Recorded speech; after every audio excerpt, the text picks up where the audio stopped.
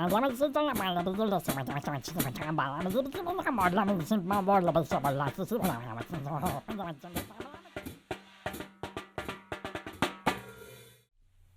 back to Communicology. Today I'd like to talk about some kind of nerd fun stuff, and that is how television got started. I've looked before in previous episodes about how movies got started, but let's talk about television because we're kind of used to television because we have at least one of them in our homes. In fact, most people have several in their homes because they've become so cheap and so prolific. But it used to be a mark of extreme wealth to have one. So let's see how they've kind of developed and where we are today. So let's talk about the very beginning. How old do you think television technology actually is? Now, we tend to think of like the golden age of television being in the 1950s, so maybe not too far before that. Well, actually, it's considerably further. It goes all the way back to 1884. Now, we're not talking television sets, but the concept of television goes back to 1884, and that was the creation of what's called the Nipkow disc. The Nipkow disc was a rotating disc that was in front of a photocell, and this produced about 4,000 pixels, which when you think about your typical cameras being like 20 megapixels, 4,000 is not much. And the really crazy thing is that it had 18 lines of horizontal resolution. So if the screen that you're looking at here to see me in, the lines of resolution that go this way, it only had 18 lines of resolution. Compare that to today with 4K television, we're looking roughly around the idea of like 2,180 lines. So going from 18 to 2,100 lines, that's a big change. But again, we're talking about baby steps, the very beginning. So again, 4,000 pixels, 18 lines of horizontal resolution. That was 1884. So that's the whole start. That's where we get the idea of this Nipkow disc and the idea of how this works. Now, people tinker with it, people play with it, and we see basically the idea of it start to come into play right around 1923. So we've got this big gap between 1884 and 1923 of people trying to figure out how to make this work and what to do with it. And that was where you get a gentleman whose name is a little bit kind of tricky, and it's Zworykin. He developed the iconoscope tube. And this is basically the idea that we start moving into the common thing of what we think of today as television.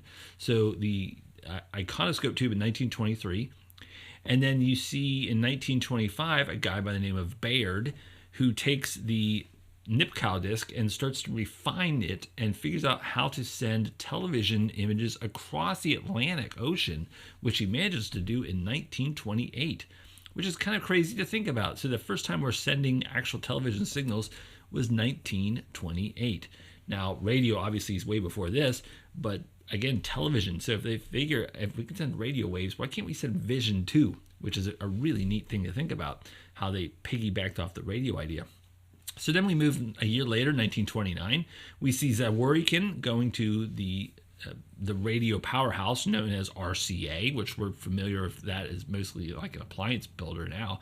And he developed basically what's known as the kinescope tube. Now, for those who study like kinesiology or kinesics, if you're talking about communication, that's the idea of body movement. So a kinescope tube, you can see how it's capturing motion, capturing movement. It's kind of an interesting title for it. And that becomes a big thing. So that's Zworykin. Now, at the same time, we also have a gentleman by the name of Farnsworth, who, again, Zworykin was 1923. Farnsworth is right around the same time, 1922, 23. And he designs a TV system. Here's the neat part. He designed the television system when he was 15 years old. I don't know what you were doing when you were 15. I was trying to see how fast I could ride my bicycle and how far I could jump it on homemade ramps and stuff. That was what I was doing when I was 15. He was developing his own television system. That's kind of amazing to think about. And then in 1922, he publicly demonstrated film clips. So 1927. So 1922, he's 15. 5 years later, when he's 20, he's doing public demonstrations of his work. That's gutsy, and that's really cool, and also it's fascinating to understand. So again, we're ending the 1920s, the roaring 20s, where you see a lot of growth in finance and everything like that, start to really take off, and we start to see this kind of thing really take off between Zworykin and Farnsworth. Now, of course, what happens? Patent battles happen because I've developed this neat thing, television. Oh no, I developed this neat thing called television, and people want to claim the rights. Farnsworth ends up winning, but it takes clear till 1939. So we're talking like a whole decade of legal battles to get the rights for television. And of course, this is all during the Depression too, so you can imagine the difficulties funding and financing such a legal battle. So in 1939, RCA, which is where Zworykin went to, debuted true television images at the New York World's Fair, and this was NBC broadcast that he would broadcast. So RCA, maker of televisions that we think about today, they decide at the World's Fair in 1939 they're going to broadcast NBC News. Again, NBC News is a big powerhouse in radio at the time, something we don't really think about today. But they were a huge powerhouse, and they had actually two stations. They had NBC Red, NBC Blue, and so they had two major stations in radio, and decided they're going to turn it into a television broadcast. So we see that really coming to play in 1939. Then, of course, from there, everybody wants it. So the World's Fair was a big thing, not so much now, but it was a big thing then, and where all the newest, latest World of Tomorrow stuff was always put out there, and people gobbled it up. The idea of being able to see things on this box in your house, something we take for granted, to the point of we have our phones and we watch everything on our phones now. We really take it for granted, but back then it was a major deal. So we see the start of television sales, and the first television was a whopping 5 inches. So I mean, when you think about your phone, I mean, it's not really, this is a 6-inch phone, so I mean, smaller than that. So you have a 5-inch box, that's your television, but it's something brand new. The idea that you could have this little box in your home and watch images, I mean, we're so used to it, we can't fathom how neat that would be, because otherwise we would gather around by the radio and we would just sit there and imagine what's going on with Little Orphan Annie or the Lone Ranger or whatever, and now we get to see it. What a cool thing. So again, 5 inches. And this back then, and I haven't done the calculations because inflation changes all the time anyway, but back then it was $200 back then. I mean, you could buy a 30-inch flat screen LCD TV for $200 now, easily. It's you can get them bigger than that, actually. I've got a 43-inch monitor on my desk that I use for my work, and that thing I think was that thing was only like $170. It's a 43-inch high def monitor. I mean, so it's kind of amazing that back then it was $200. So that's a huge thing. Now, if you wanted to spring for the deluxe model, I mean, you went from 5 to a 12-inch screen. So you're thinking a 12-inch screen, that's like that big. And that thing was $600, which would be staggering back then, especially as you're going through the Depression. We just got through the Depression, and now you're going to pony up $600. So again, you can start seeing where having a television would make you an absolute status symbol in the neighborhood. I mean, just to be able to say that you own a television would be staggering. So it's not like I own the Model T in the garage. I own this really fancy Rolls-Royce model. I mean, that's an equivalent hop-up. That's a lot of money. Now, in 1941, the FCC, the Federal Communications Commission, introduces television station permitting, because this is a problem that happened with radio too. When you have the idea of spectrum scarcity, there are only so many radio stations out there, so they regulated who got them. Same thing with television. There are only so many channels on the frequency spectrum, so there's spectrum scarcity there too. So they take them and they dish them out, and they grant 2 in 1941. So that was at the start of saying you are an official licensed radio station. And what that does, it regulates people from being able to broadcast the same thing over the same channel and create a big fuzzy mess. Now, of course, this is 1941. As you know, what happens in 1941? Pearl Harbor, U.S. enters World War II, and the government they just suspend all permitting. Like, we're at war, we're not doing permitting anymore. And what happens, though, technology continues to improve regardless. So now you'll see technology improving side by side with two things, because just like with radio, the government has the keys to the permitting offices, and so they just take it. And the military is developing television, because think how useful that would be to have visual ideas of what's going on, of being able to see what the enemies doing, just like they do with radio. Well, also industry is also working how to make television better too. So at the same time, you have the military and the government developing television, and of course industry and developing television at the same time. So World War II ends, the baby boom happens, and you have all of these people now all of a sudden just clamoring for television because it's the latest, the coolest, the most necessary thing, and we want to be able to see things now and not have to go outside. We want to be in our home and see things. So this creates what is known as the golden era of television, the 1950s. It's a gigantic boom.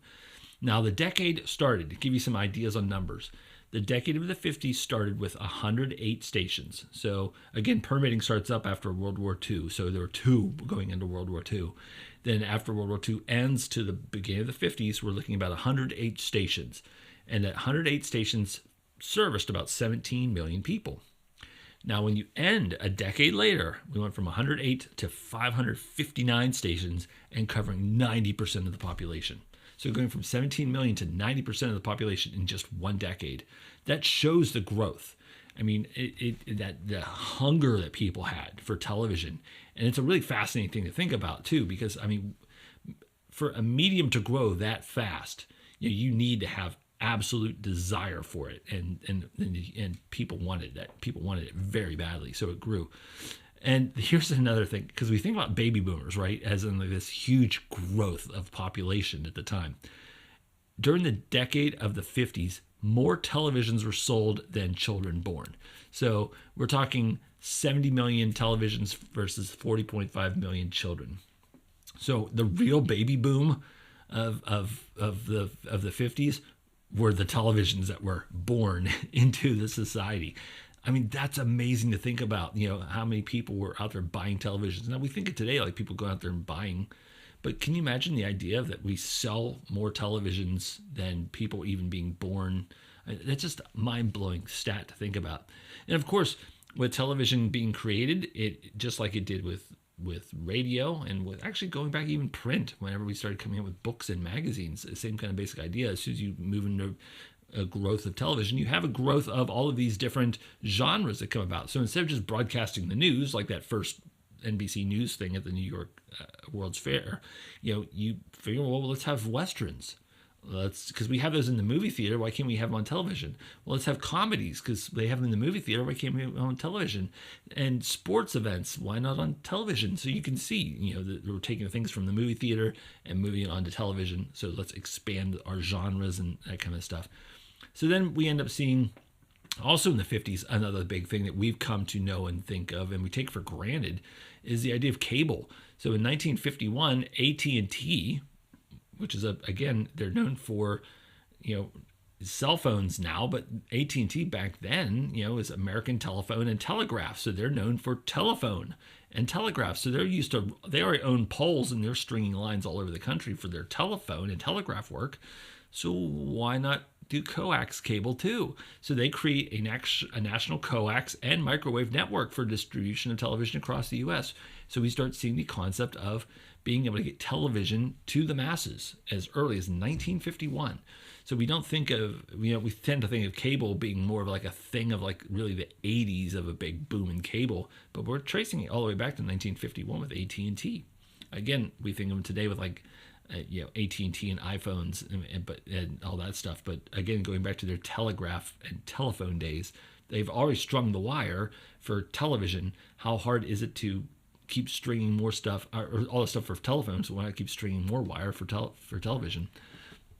Now, one thing that's really also interesting too that happens in the 50s, we see a growth in the genre, and one of those things was game shows. So you think of all the game shows you like, Jeopardy, Wheel of Fortune, Price is Right, all those kind of things. Well, people think these are like the coolest things ever. Well, there's also a scandal that goes with those, because it turns out, just like what we think of today, they rigged the game shows to help build tension and the drama and the audience ratings, because if you're selling commercials, you need to have more audience. So if we have a lot of people watching our show, we can sell commercials for more money. That's nothing new. So it creates a scandal. But guess what? Public was shocked. that they would actually rig these game shows. For some reason, we think if it's on television, it must be pure, right?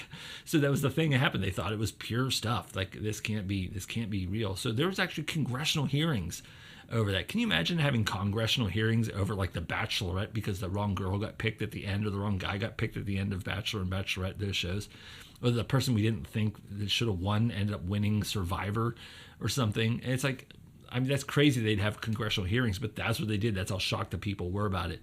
So basically, we end up seeing Congress stepping in and basically telling them, to stop doing that kind of thing. And basically, this scandal taints the industry, and it actually starts changing the way commercials are done. Because it used to be that companies would sponsor the entire show. So you'd have like the Folgers Coffee game show hour, so whatever the game show happens to be, or you'd have the Ajax soap daily TV show, whatever, so soap operas, those kind of things, that kind of thing come into play. Well, people didn't want to be associated with scandal, so they, instead of selling the whole hour or the whole half hour, they sell chunks of time, commercials. So that's where, thanks to this game show scandal, that's why we have commercials. So, you start breaking that kind of stuff up. So now we have these 30-second or 60-second spots for all the commercials. And now I can't be associated with, I don't have anything to do with the TV show. All I do is bought a spot, so my commercials during the show. So I have nothing to do with the TV show anymore. So you can't associate me with them. So you can see why companies would want to have that kind of thing. Now, the big thing that really, really swung and started changing things is the I Love Lucy show. Now, if you're familiar with I Love Lucy, I don't have to explain too much about what that is, but it's a comedy show with Lucille Ball. And Lucille Ball and her husband were on there, and their adventures of them. Now, the thing about them is they were a hit radio show, so they already had a set audience. Well, they moved it to television in 1951. And now we get to see the adventures of Lucille Ball and all the crazy things that Lucy is going through in the show. And of course, it was a massive hit. Now, she is credited for single-handedly changing the business and look of television, which is a weird thing to think about. Like, how is one person involved with changing all that? Well, she wanted her actual husband to be her TV husband. One problem: he was not a white guy, and typically a lot of the TV shows were pretty much white dominated. So you've got her husband, and he, he's Hispanic. Well, what are we gonna do? And so basically, the TV station balked, and then she also wanted to film in front of a live audience, but not do live action. She wanted to have film in front of a live audience and then do whatever editing has to happen from there. So it's not like a live action thing. It's filmed in front of a live audience and then edited later. So, and they also do that. And she also wanted the filming done in Hollywood, not in New York. So all these different things. So Lucy and Desi were dealing with, Desi Arnaz, her husband, what do we do now? Well, CBS balked. They refused. Like, we're not going to do your demands. We're just not going to do it. So Lucy and Desi decided we're going to produce our own show, because by the time they have enough money, so they made their own show. And they sold the broadcast rights back to CBS, because CBS still wanted the money, but they didn't want to do all the hoops. So Lucy and Desi did it and sold it to CBS. CBS still aired it, but Lucy and Debbie retained the rights. What this did, though, was it created the concept of a rerun and syndication. So syndication, of course, is where you sell the rights to some other company and they can show it. So like when you're just sitting there scrolling TV and you're watching, on TBS or whatever, you're watching Friends every night at 7. Well, that's syndication. Or you're watching Seinfeld episodes every night at 7:30. That's syndication. So that didn't exist. Reruns didn't exist. In fact, they even make a joke about it in the movie Back to the Future, where Marty is watching an episode of The Honeymooners, and he's like, "Oh, I've seen this one before." And he's like, "What do you mean? It's new?" And Marty's like, "I've seen it on a rerun." And the kid's like, "What's a rerun?" Because a rerun's not really a common thing or known at this point. So, but reruns are now possible because of this new model that I Love Lucy and that created through Lucy and Desi. So TV becomes much more entertainment-centric, not stage-centric. So instead of like focusing on here's the stage and we're going to film the stage, remember that's when we talk about with film, the starting of movies, that's what they did, the stage-centered thing that New York depended. Remember, talk about the trust. You have to just film the stage. Well, we can now film in location and do all kinds of things. It doesn't have to be focusing on the stage, and we can make it entertaining. They can be made quicker and cheaper. We can make sets, and we can have stock shots that could be shared, and you'll see that. So just like a generic footage of cars driving by on the street, that they can put that in any TV show, because who cares? It's just a stock shot of cars driving by on the street. But we can have a set and then just rearrange the dressing on the set. So take all the blue curtains and put up gray curtains, and now it's a different apartment. Move the pictures or move the furniture, but we keep the set the same. And that's a quick way to make more money. So that's how we go from the beginning of television clear up through the golden era of the 50s to see how the television got started. It's a fascinating look, because a lot of things that we see about television now, it's because of those kind of things, and we kind of marvel at how it looks and how it became what it's become. So that's where we'll leave off for this episode. And thank you very much for tuning in. As always, please like, share, and subscribe. And if you didn't like what you heard, thanks for hanging there this long anyway. But we'll see you next time on Communicology.